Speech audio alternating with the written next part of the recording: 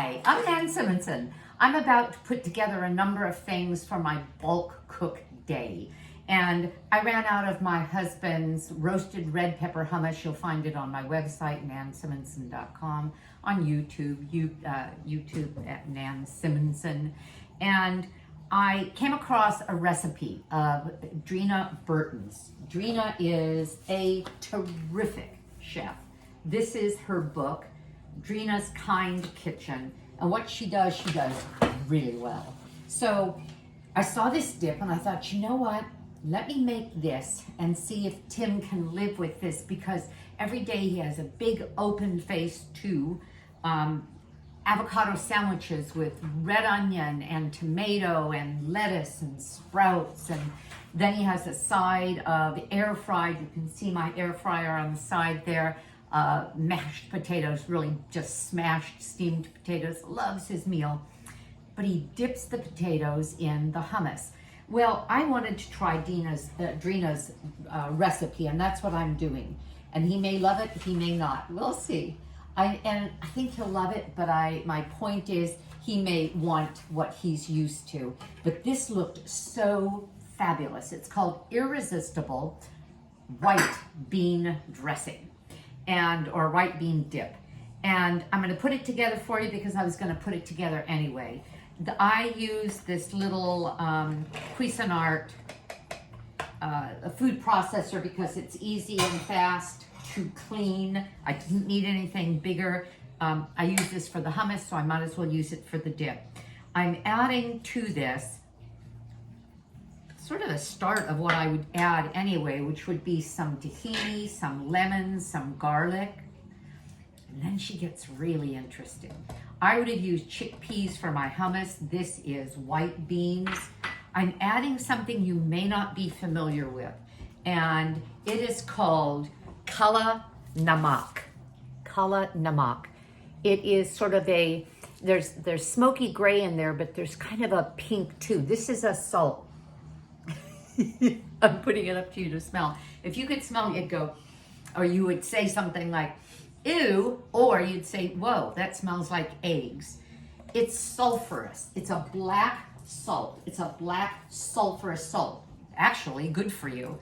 And it is something you can buy, and as I did, with its own grinder. So I ground what was called for in the recipe, which was a half a teaspoon of black salt.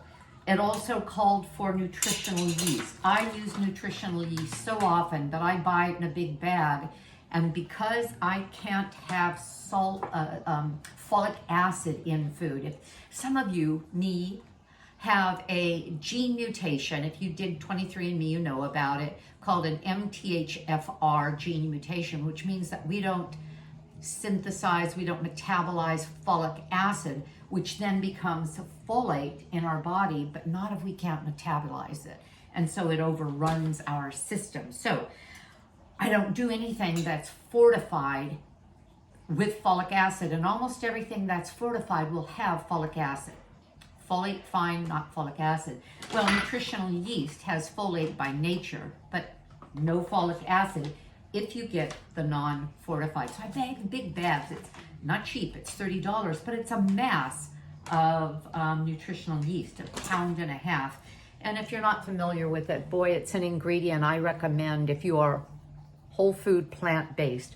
Whole food means I don't eat processed foods. Plant-based means I am plant-powered, plant-exclusive. Another thing in here, the tiniest bit, 1/4 teaspoon, is sea salt. And why am I showing you that? These are just everyday ingredients. Well, for some of you they are, but for some of you they're not. They may be mystery ingredients. Is it worth buying them?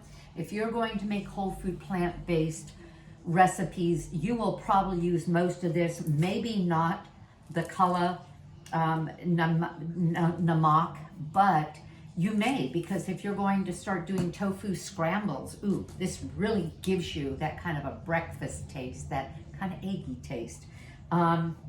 Okay, the salt I use is real salt. Again, really expensive, but how much salt are we using? I use tiny amounts of salt. Some of you are SOS free, salt, oil, sugar free, which is a great option, especially if you're fighting a disease, especially like high blood pressure or cardiovascular disease. You want to cut way down on your sodium, which you will if you just cut out processed foods, because processed foods are loaded with sodium.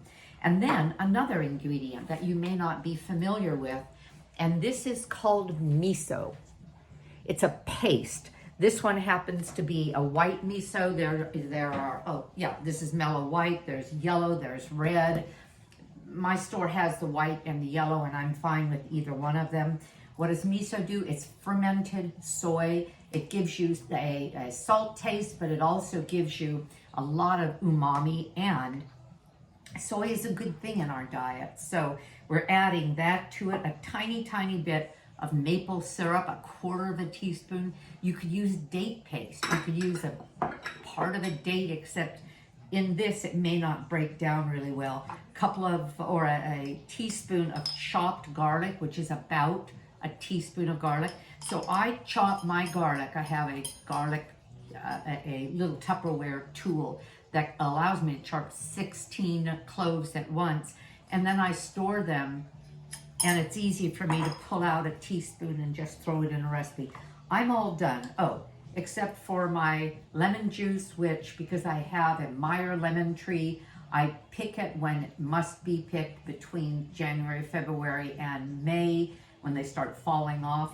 I freeze them in 1 cup containers, not even containers, I freeze them in little cubes that are a cup, a little container that I can then pop out and put in freezer bags. Okay, which take less room in the freezer. Okay, so here we go. Sorry.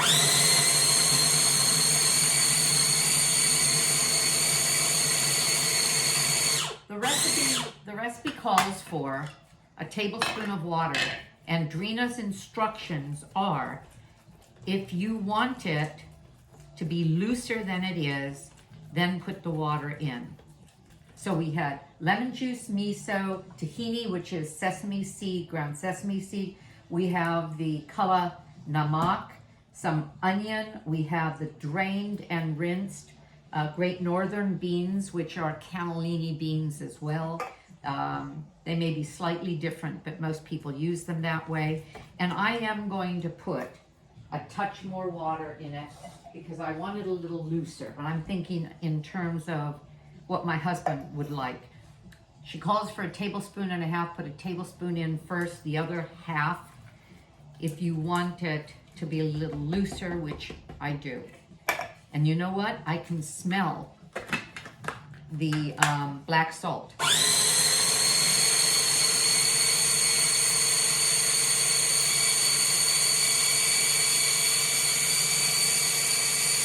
Now, one of the things that you get to choose is how loose you want this, but also how creamy or how crunchy. I'm going to, let's see, what can I grab? I'm sorry.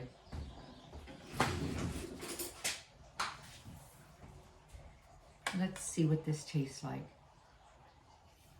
Oh my gosh. That is so delicious. The umami of the miso, the very interesting black salt, kala namak, the tahini, the tiny bit of sweetness, which you could never tell, but it does make it even better. I do that all the time, try something without it, and sometimes a tiny bit of sweetness brings out a lot of flavor. How am I going to store this? I'm going to put it out initially in a dish because tonight I'm going to make southern fried soy curl fingers. Doesn't that sound interesting?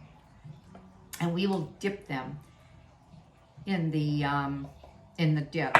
In the meantime, let me just show you a little trick.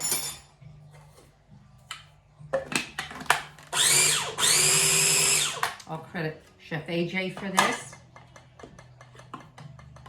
When I blend it again, I get most of, especially if there's not a lot in there, of whatever is in the blender or the processor off of the blades, and then I can put it into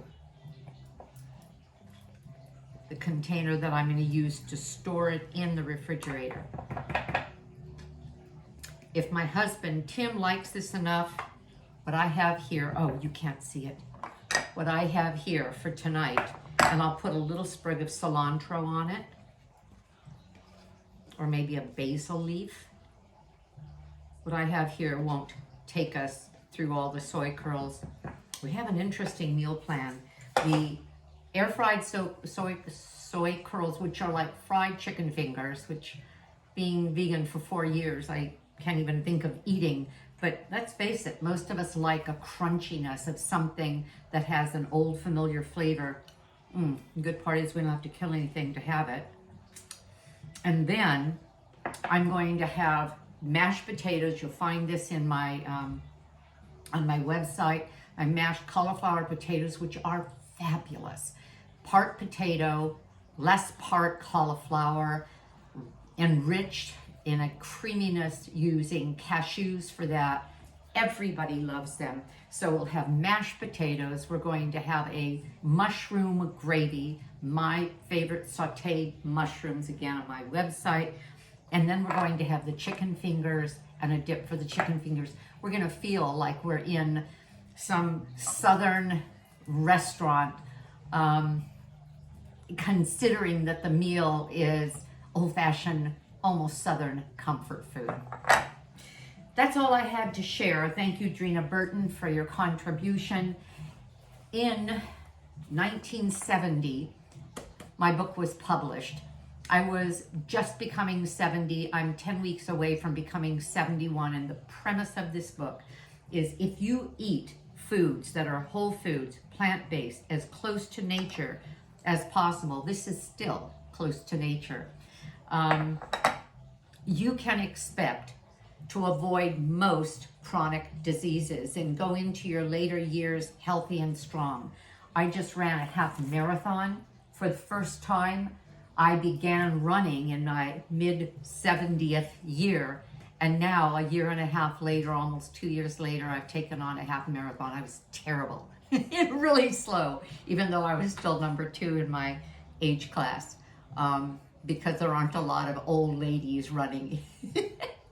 But I'm still proud that I did it. Have a great day, because I know I'm going to enjoy this. It's delicious.